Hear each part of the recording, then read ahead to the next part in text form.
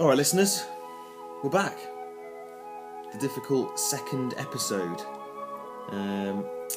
We've had mixed reviews across the board. One particular negative came from young Peter Kelly. You might recognise him from the 2014 World Cup podcast. Pete Kelly says this: it was like being sat round their flat on a lazy post-footy Sunday afternoon where no one's worked out what their plans are for the day. Didn't really get into any gear, just sat sort of in neutral throughout. It's 22 minutes of my life I can never get back, and it would take a lot to commit to more. What are your thoughts on that, Stef? I think he's got a good point. Yeah. I think ultimately it was the first episode, a pilot if you will. Yeah. Pete, I'm reaching out just to you here. Please bear with us. We've done a lot more research. Stat fan Curtis is back. Biggest stats and facts than ever before. So bear with us and let's get on with the show, Tom. Here we go. It's Stephen Tom's Euro Podcast 2016. Hey! J'entends de nous des sons. Car on veut se faire entendre. On nous dit indifférent. So, what have we got first then? Oh, we've got match focus. Get straight into it. England versus Portugal. Do you want to give us the jingle? Same jingle? Actually, another bit of feedback we've had from old... I'll keep him anonymous, actually. I'll call him D. Farthing. No, I'll call him David F. Emailed in to say that the jingles lacked some sort of... lacked kind of passion and vigour they had from the 2014 World Cup. Again, it was only the first episode. Bear with us. It's like a fine wine, this podcast. It'll just... Once it's got time to breathe, you know, had a bit of the... what do you call it? What's the scientific term for that? Couldn't tell you. Couldn't tell you. Anyway, something like that. Breathable wine. Like a podcast, gonna get better. So yeah, here's with the old jingle there, Steph. Match focus. Match focus. We're talking tactics. We're talking substitutions and tactics. How did we play? I don't know. That's why we have match focus. Match focus. Right. Yeah, that was a good one. That. So yeah, England-Portugal last night. England's last warm-up game before we head to France. And old Woy, picked a lineup, Steph. Quite a tasty lineup actually going forwards. I mean, it looked positive. It looked exciting. It was actually the formation that I'd written down last week. So I don't know if that says anything about my tactic knowledge. Apart from I had Wayne Rooney sitting a bit deeper and Ali the tip of the diamond.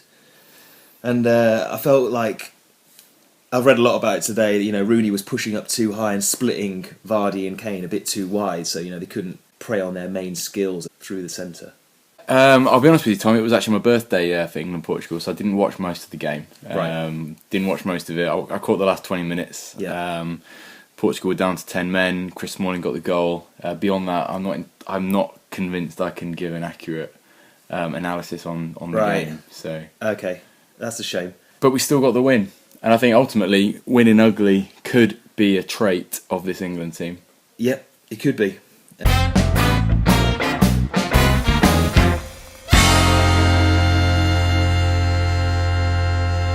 I've actually been working on my own sort of feature because, you know, I'll be honest, I came to the last one, not really, you know, a bit nervous. Yeah. So I thought, you know, I'll grab the bull by the horns, and I've actually been doing a bit of research. You don't know about this, Tom, but Is this Stefan Curtis? This is not Stefan Curtis, but I've been looking at what names mean. Okay. So I've been looking at some of the England players to try and find if there's a bit of a hidden message in their names. All right. So for example, I don't know, Eric means always. Yeah. Eric Deer there. Yeah. Raheem means merciful. Yeah. Jack means man. Nathaniel means God has given. Really? Yeah. That's good, that. Bambadelli means follow me home. So, and Fraser means strawberry flowers. It's got a bit of a Scottish thing with Fraser. So I'll kind of put it all together, and I just wonder if the listeners will be able to kind of Da Vinci Code put together what this cryptic message means. But I'll put the names together, and I've got God has given strawberry flowers. Always follow me home, merciful wagon maker man. What's that mean? Well, Wayne means wagon maker, so Always follow me home, merciful wagon maker man. Yeah. Is that Well, I don't know what it is that your poem? No. Yeah, Ooh. you've been telling me you had a poem. The poem's coming, but yeah, just quite interesting. I just wonder if we've got someone who can think outside the box. Maybe can offer an interpretation of what the names mean. So, all right. Well, that leads me nicely onto my little section. shall I do my poem? You could say, yeah, well, yeah. Let's just go straight into it if you want. I've got my poem. I've been working on my poem all day. Poems Corner. Got a jingle for Poets Corner or Poem Corner? No, I'm gonna leave this one jingleless. I think you should just go straight into it. Can we get some sort of gentle music playing in the background, like I don't know? Yeah. Let me just dig one out. Here we go. Right. There you go. It's called Ready or Not. Here he comes. From a corner of Austria came a man they call Marco. He loved to watch films, his favourite Donnie Darko. His career started at Floridsdorfer AC, which is tricky to pronounce, I'm sure you'll agree. Then came the call from a man called Hughes. Join me at Stoke, the Welsh man enthused. Why go to Stoke when I'm happy at Bremen? We've got oatcakes and a shitload of women. So Marco did ponder on this Potteries move. He knew in his heart he had lots to prove. 93 games and 16 goals later, still not happy, he could be so much greater. So now come the Euros, a chance for some glory. Is this just the start of Arnautovic's story? That's absolutely brilliant, mate. When did you write that? Well, yeah, I had a bit of time today Yeah, no, fair play to you. in my lunch hour, so... Yeah, well, yeah. So that's about Arnautovic, that's my Austrian. Is that going to be back every week? I'm not sure I've got the creativity in me to do one every week, but you know, maybe sort of every Well, other. no, yeah, I think people want that back. To be honest, What are you basing that on? well, just my Predicting. instinct. Yeah, predicting a lot of positive Yeah, vibes for the poem corner. So yeah, thanks for that. Got a couple of emails here. Oh, we First emails. Here we go. Good to see.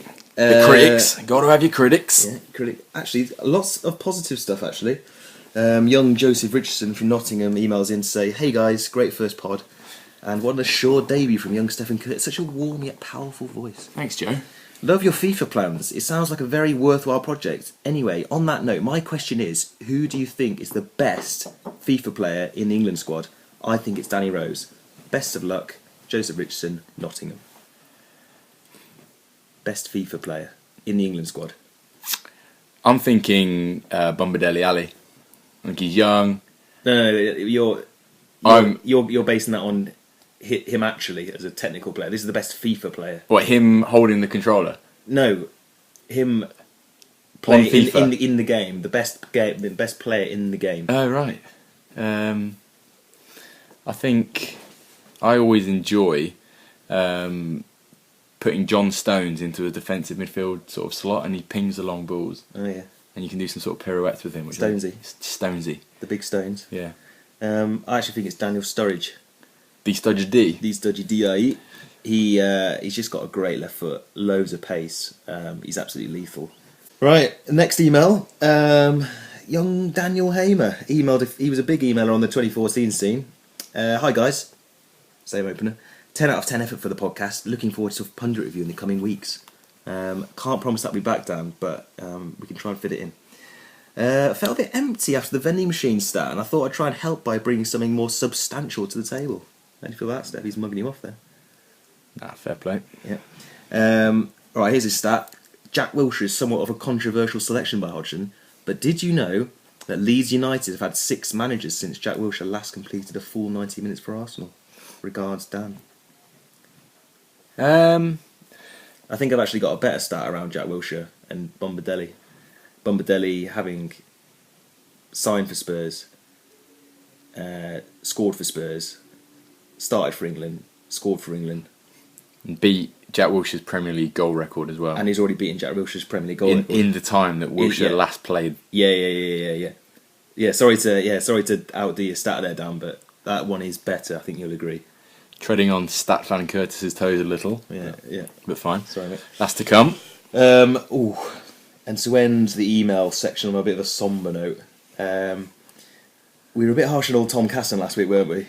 Tom Casson? Yeah, for being honest. He of the Rashford song. Yeah. I mean, he was like a lamb to the slaughter, wasn't he, really? We put him in there just to kind of, get a bit of a bit of chat flowing. He didn't ring us. He didn't email in.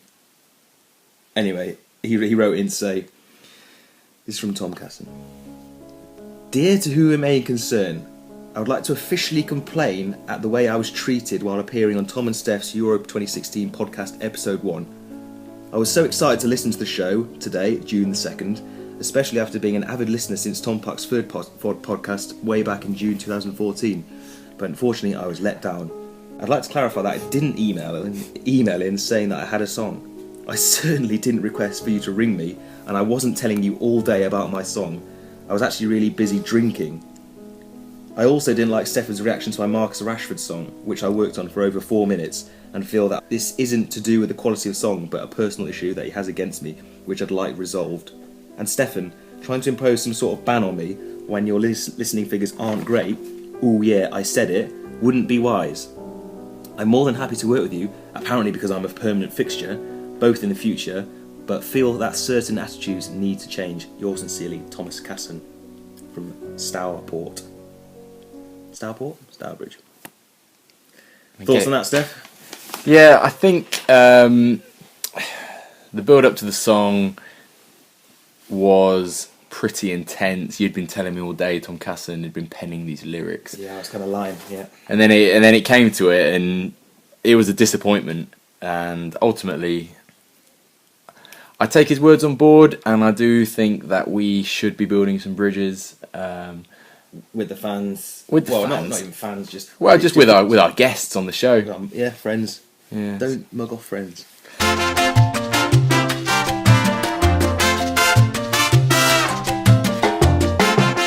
We're running this Marcus Rashford song competition. We might call it the European Song for Marcus Rashford competition. Is that a play on the Eurovision Song Contest? Yeah. Doesn't really work, but fine. We're running this competition. There's a mug up for grabs, as you know. And no one's entered in. Well, Tom entered in, but obviously it wasn't good enough for our demands. But I was wondering, Steph, can I enter to the competition? Am I the judge? Well, yeah, you can be the judge. If I'm the judge, you can enter. Can I enter our own competition? That's what I'm asking. Yeah. Okay. Right. This is a song for England and Marcus Rashford.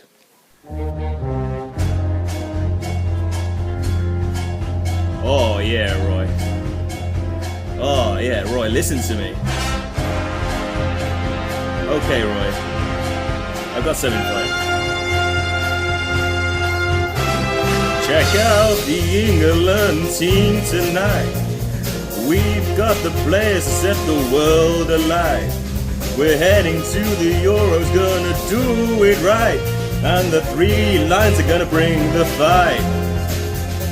Now Roy, you found the striker to use to wash away our England blues.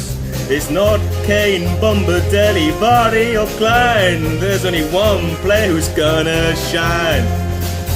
Rashford, you're my Rashford. You can score me goals just the way I knew you could. Rashford, you're my Rashford. And baby, you can score me goals. Do you want any more, Steph? No. I've got another verse if you need it. Keep on going, Tommy. Rashford, you're my Rashford. You can score me goals just the way I knew you could. Rashford, you're my Rashford. And baby, you can score me goals. Yeah, baby, you can score me goals. Yeah, baby, you can score me goals. Yeah, Rashford, you can score me goals. Come on, England. And that's it, Steph. Bit speechless, to be honest, Tom. I think it's lyrically brilliant. I'm just I'm just a bit. Are you expecting the terraces to take off with that, or is that more for the charts? It's up to them. Sure, yeah. I'll leave it up to them. I like what you've done with the song. I like that you've used Sex Bomb. Yeah. I like the words. I like the fact that Rashford's so prominent, which is obviously the point of the Marcus Rashford Eurovision Song Contest or whatever it is you called it. Yeah. It's a tough one to beat. It's going to be it's going to take that. It's going to take a good song to beat that. Beat that. I'll be taking the mug home. Right. We'll try Dave one last time.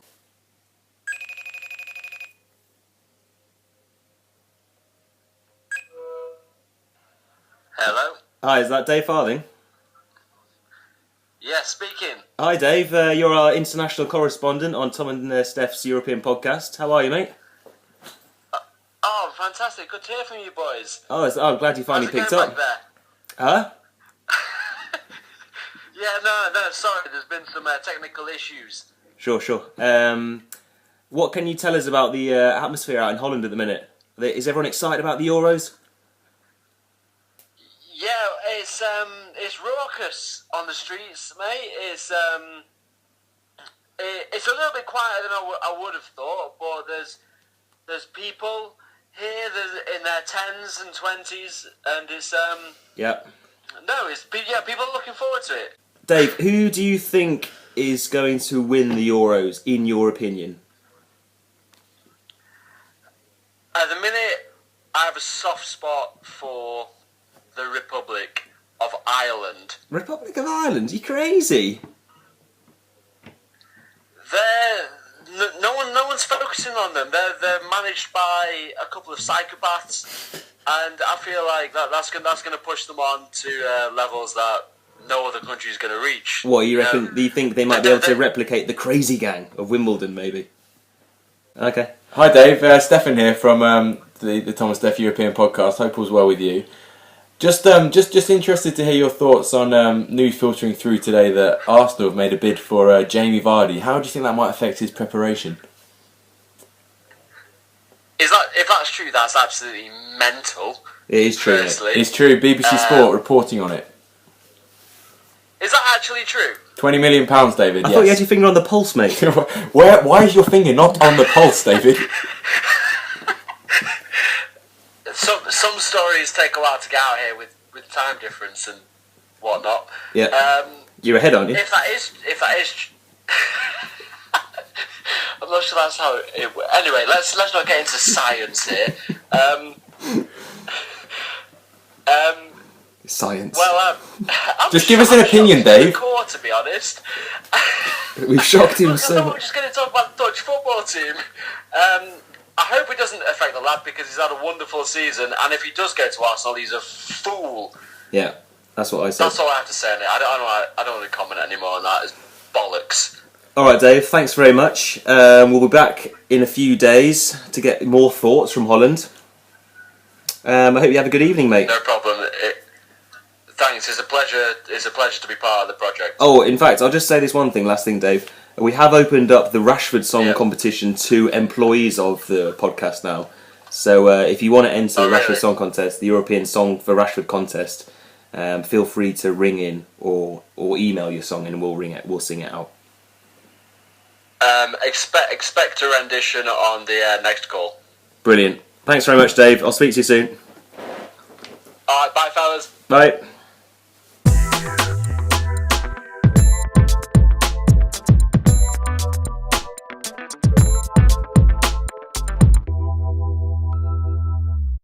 Alright, Steph, time for Deli's Deli. What have you got for us this week? No one actually emailed in to give it the chops, so you've got away with it this time, so we need a big improvement, I think. This is my stage, is it? Yeah. Wienerschnitzel from Austria. Yeah. Love the name of it, Wienerschnitzel. Real delicacy from Austria. Bit of a theme developing this week. Obviously, we've had Marko Arnautovic's poem. So following on that theme, Wienerschnitzel. So I think you get a nice big bit. I think. No, I don't want the same shambles as last time. Well, no. Do you know what you're doing this week? Yes, Tom. Not again, please. Right, so you get a big bit of baby cow meat. What's that? Veal. Right. Veal. So you get a calf, bit of veal, cut it up, get a nice bit of it, big chunk of veal. Yeah. Bash it up, nice and flat. Use a rolling pin, brick, whatever you can find. brick? Well, encyclopedia, whatever you want, mate. Just get it flat. Get it flat, nice, thin and tasty. And then you need to make the breadcrumbs. Not made breadcrumbs myself, but I think if I were to make breadcrumbs, I'd toast some bread. Oh, you're talking bollocks. No, again. come on, no, bear with me. Toast some bread, stick it in a blender, get some nice breadcrumbs, put in a bit of... You're just putting bread in a blender, are you? Yeah, no, toast. Put toast in the blender. Right. Crack in an egg, a bit of flour, salt and pepper. How much flour? 3 scoops. Of what? It's flour. No, but what size tablespoon? Teaspoons. Right. Yeah, teaspoons, mate. Dip the veal in that a couple of times so it's coated in it. Yeah. Then you either fry it or boil it, depending on what you want to do to it. Boil it for the healthy option. Boil it? Boil it if you want. And then Sure, you can't boil breadcrumbs on a bit of veal. Can you? boil it and then gobble it down with some crushed new potatoes infused with a bit of rosemary and some boiled cabbage or something. Oh, it's just shit, mate. No, it's classic Austrian dish, that. We're gonna have to fill that with something else next A week. classic Austrian dish. It's gonna have to go. I mean, latest terror plot that got the chop, and that didn't, How do you know? Why did the terror plot get the chop? because I had an email from Pink Panther 1212 at yahoomail.com. He said, "Hello from Prague." It reads like this: "Hello from Prague. Terror plot to get the cholop popped. I enjoy listening to you guys." And that was it. And I don't know who it is. So International fans. yeah, Brilliant. we also had a comment on the last YouTube video as well, didn't we? Yeah, it's from, was it Giuseppe or something? Giuseppe said, what did he say? I enjoy listening to you guys when I make my breakfast. From Portugal. And that you can see that underneath the last video, so we're not making that up.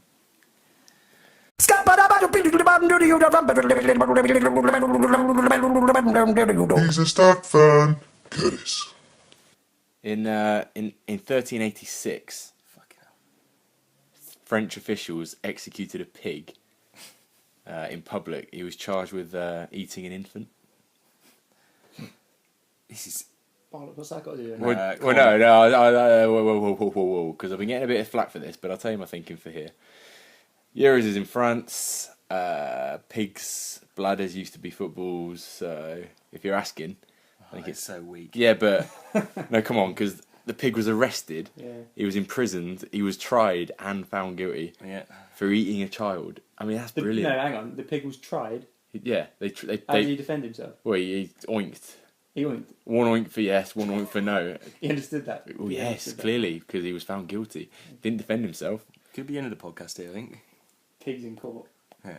Right, I think that probably wraps up this week's podcast, Tom. I think I might have to hand over the baton this week because I'm. Well, I'm I'll on tell you that. I'll holiday. tell you what, Steph. I've booked your replacement while you're away. Oh yeah. Next week we'll be having a guest host of young Harry Whopper Collins has stepped up to.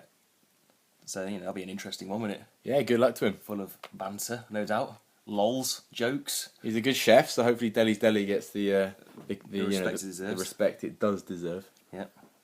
And that's it. Merm will be back with Merm's views. One view. And hopefully you've enjoyed the second episode. Feel free to email in. You know the email address, tnseuropodcast@gmail.com. We do read them out, good or bad. So, feel free to send us anything. And, don't forget to enter the competitions. See you later.